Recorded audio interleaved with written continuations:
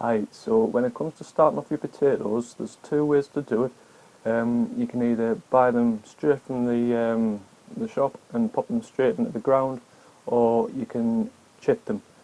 Now, I'll explain a little bit about what chitting means, but before I start, I just want to say that I've done potatoes over the years using both methods.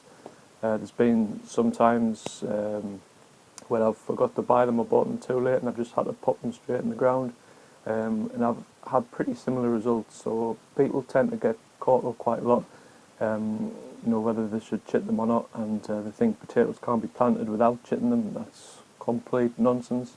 You can just get them straight in the ground. The only thing I've noticed is that when you do chit them, you get your potatoes a little bit quicker, so maybe 3 or 4 weeks quicker than you would normally.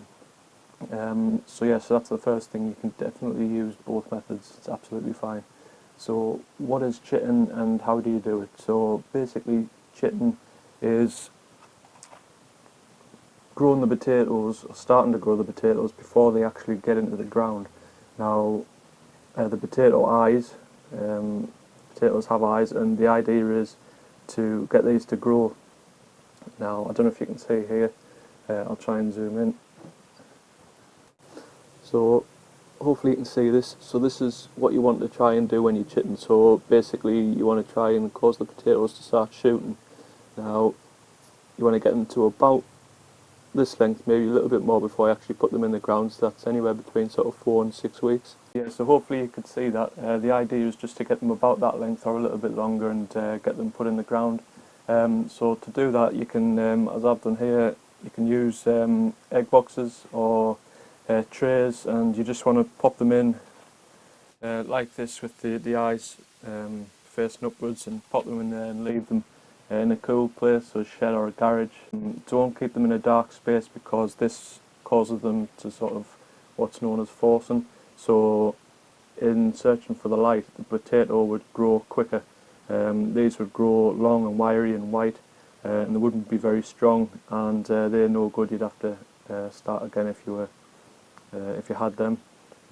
So a cool light place, as I say, a shed or garage is fine, if they're sort of by a window, and you want to leave them for, as I say, between sort of 4 and 6 weeks, or just pop them straight in. I like to plant mine either way, in the first week or two in April for the main crop, so that way all sort of, well, where I'm at in northeast England, most of the frost is sort of past. You might need to sort of cover it with a bit of fleece